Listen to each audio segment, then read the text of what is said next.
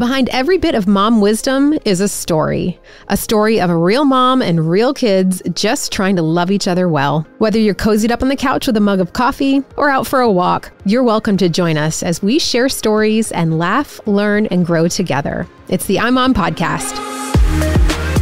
Welcome to this week's episode of the iMom Podcast. I'm Abby with Chloe and Megan and Susan. And last week I was chatting with one of the ladies in the office, and she said she thinks resilience is something that moms are struggling to teach their kids today. They see their kids facing tough things. They want to equip them, but it's hard. And it reminded me of a conversation I was having with a friend who told me about her son who changed schools. He was young. He was in like first grade. And after a year at that school, actually, I think he was in second grade, because after that year, they said, we think that he should repeat second grade, do it again. And she said at the time that they suggested that he was struggling with low self-esteem, and it was a really difficult decision that they had to make. And they did decide to have him repeat second grade. They had a lot of conversations with him about where he could find his identity. They assured him of his intelligence and his value. And they said, but you are going to repeat second grade. She said that he got picked on by a lot of his friends that moved up. And then a lot of the kids who were now his classmates asked him questions. They didn't understand why he was in their class now. And she said it was really hard, but he developed resilience in this season and began to own and appreciate the way that his brain worked. And she said he even had like a fun way of dealing with some of the ridicule that some of the other kids would give him. And that's really just such a great example of resilience. And obviously, kids can become more resilient through difficult circumstances. You know, you hear about the kids who had to be home alone every day after school or faced really difficult home lives with parents who were this or that. But how do we build it in our kids every day, in everyday circumstances that might not be traumatic or particularly difficult? How do we actually give them opportunities to grow? So that's what I want to talk about today is what is resilience to kids and what opportunities do we have in their everyday lives to help them grow in this area? And just to make it clear, because I think it's a word that we don't use very often, resilience is the ability to respond well to difficulty, pain, and stress. And it is something that can be taught. So when you think about it that way, respond well to difficulty, pain, and stress. How are we working against that today with kids? Well, what is it? The lawnmower mom that wants to go before her children and just make the path clear so that it's all easy for them. I think we do want that. I mean, we want more for our children than we had. And so are we making it too easy? Yep. I think we're protecting them from a lot of the things that might cause them pain, because then, you know, I used to get nervous when my kids would jump off of something that was too high, because I saw them hitting the ground, scraping their knee, twisting their ankle, where the truth is, they probably weren't going to do that at all. They probably weren't going to hurt themselves. But also, if they did, they would learn from it, or they would realize that a scraped knee, I can get over it, you know? So I think that we're lawnmowering, we're protecting and keeping them from taking risks. I think that's working against them with resilience. I'm thinking about just the way we model resilience too. Like, how do we respond to pain, adversity, and stress? Stress is the big thing that I've kind of been pondering lately of how do I respond to stress? Because James will notice this. Yeah. Well, we don't let our kids see that we are in pain. You know, we want to protect them from anything that might disturb or concern them. And so we don't want to share that I had a really hard day at work today, or I am physically in pain. I have a bad, you know, like we could, I think, do a better job of sharing those times that we're having to be resilient and showing them how we're getting over it. How we're getting over it, I think that's key, because you look at the stats today on how many people are on medication for anxiety. And I think, okay, that can't be normal. And certainly there's some people who absolutely need medication, but for that many people to have, are we modeling that for the next generation, or are we just saying, oh no, anxiety, pain, avoid it. Avoid and it, here's how. Wow. Yeah. Instead of here's how to avoid it naturally. Yeah. I have a friend who's a single mom, and she's an incredible mom. And she was training to run a half marathon, and she's asked me a bunch of questions. I've had so many conversations with her about how she hates running. I said, why are you doing this? You hate running. She said, I want my son to see that you can do difficult things. And I want him to know, like, I'm choosing to do this so that I can prove it. To prove it. And I just thought that was so incredible. I had a stressful moment the other day, and I was sitting right next to my older son, and he put his hand on my back and like rubbed it, and then took a deep breath next to me and took another one. And I knew he was modeling what I had done for him, cute. And so I purposely like got in sync with his breathing so that he knew that what he was doing was effective. But, the fact that he has been able to see me, mom is human, mom faces hard things, and this is how she faces them head on instead of runs away from them. I think that's important. How do we resist the temptation to protect them from the things that we know they're going to be hard? Like, is there a pep talk that mom gives herself going into something that she's going to have to watch her kid struggle through? Yeah, it's so hard because your heart, especially when they're little, it's like, no, I don't want them to feel that. I think you kind of have to pull out. It's a little bit easier when they're older and go, this is going to be interesting, and kind of watch, like they're going to learn something here. And then it kind of makes it a little bit more like in my head, a little bit of a game. Like, I wonder how this is going to play out. Well, it's either going to be a meltdown at the end of the day, or it's going to be a loss of, friendship. Because again, making it's not all just academic or sports, it's friendships too. You have to be resilient in your friendships because kids are going to say things to you, and you can't always walk away. I think that mom has to tell herself, think about this in the long run. In the long run, how is this going to, I could protect her right now. I could protect my child right now, or I can let this moment of fear, discomfort, whatever take place, because down the road, things are going to be, he's going to benefit from that. And I have seen kids down the road go away to college and not have resilience, and their parents actually just paying for them to be there when they're not even taking classes. Because that's where they're supposed to be. And they didn't want anyone to know. They'd covered up their kids, protected their kids from so many things for so long. And then you have a child who really probably never grows up. Wow. What does that look like in adulthood? I think it's codependency because they're so used to their parents clearing the path for them that they don't know how to struggle through it and do it on their own. So they just rely on their parents to continue doing it for them instead of learning to manage their life by themselves. And then think how low their self-esteem sinks when all their friends are out getting jobs and being successful and living on their own in the world, and they're still stuck and they can't figure out why. That's the biggest pain. If you think it hurts to let your little one fail, watching your adult child fail, that's really painful.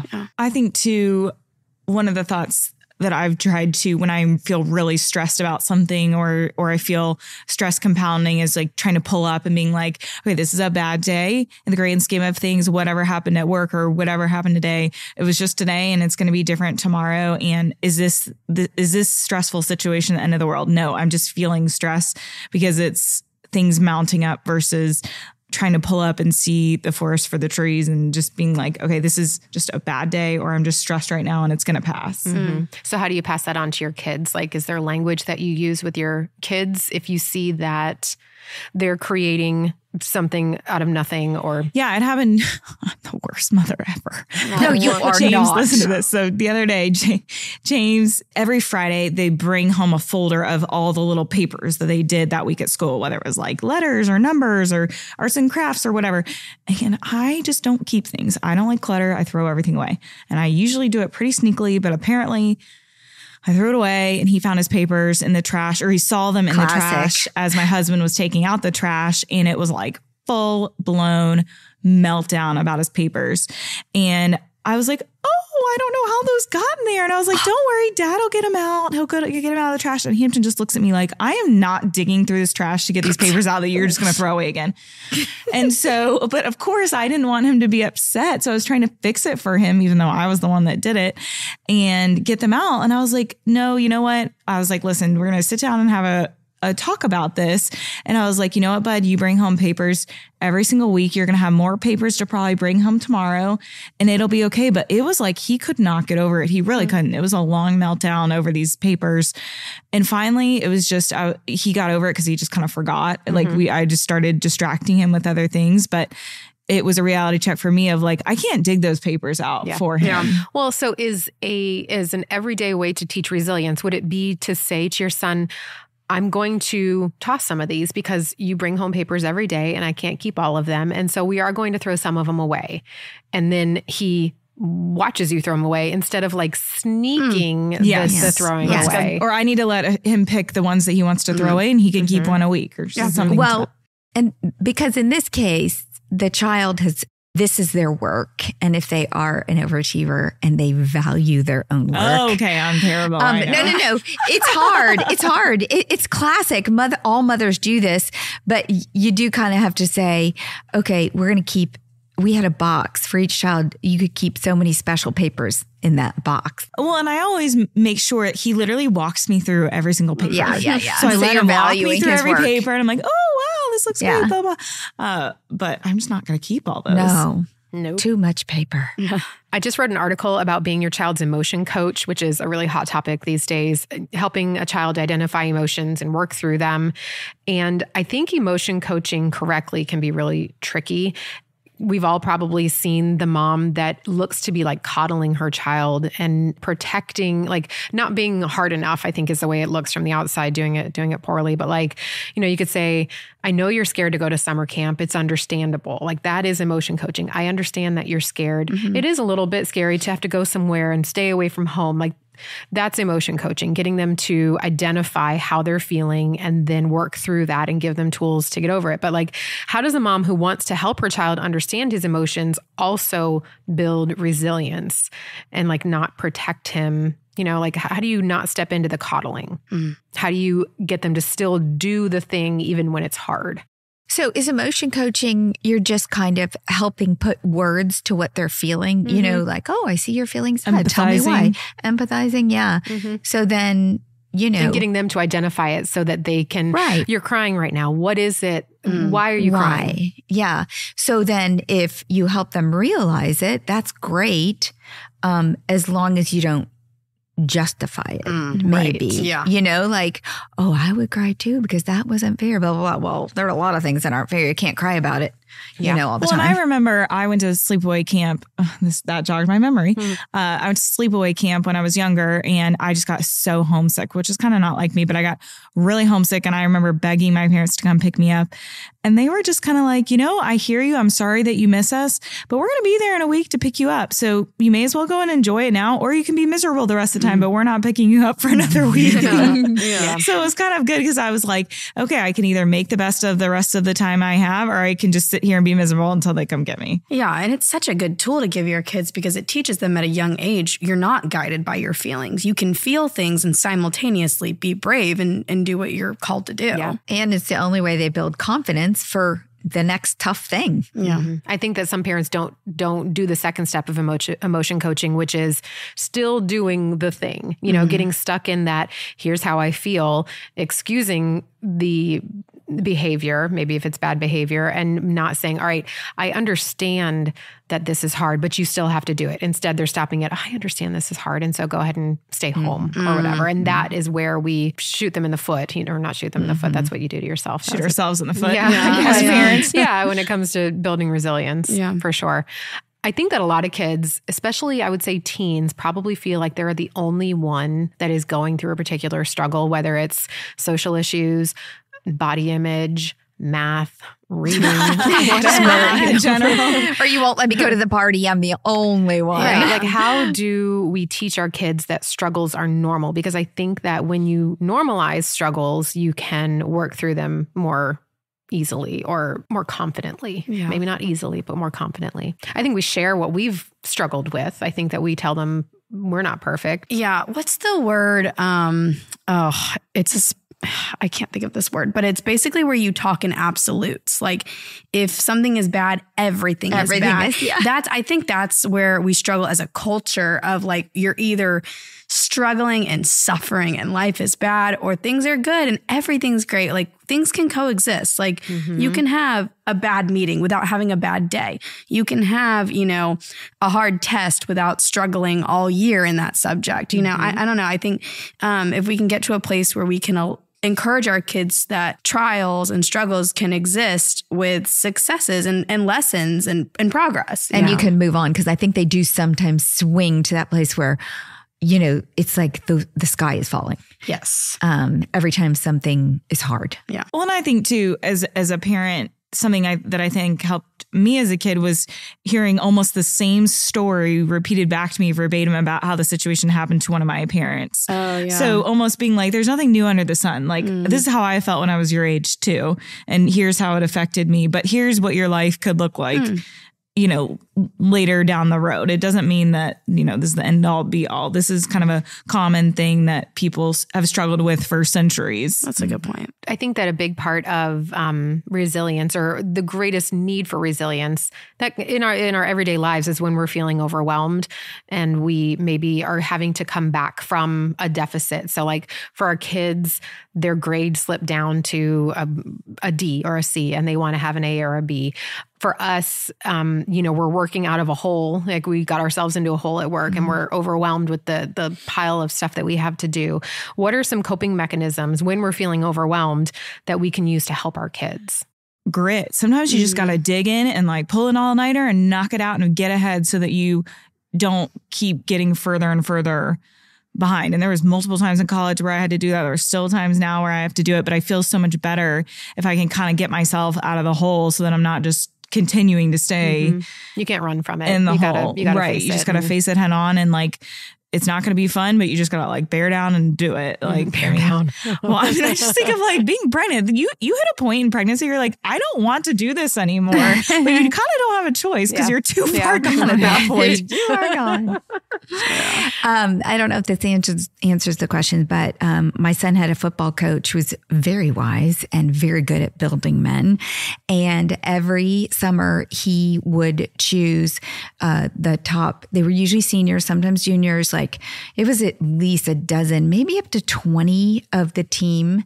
And he would take them to volunteer at a muscular dystrophy camp. And when my son was chosen to go, he was going into a senior year, and he was they get assigned a child. So these kids can only go to camp because they have somebody assigned with them who sleeps with them for the entire week.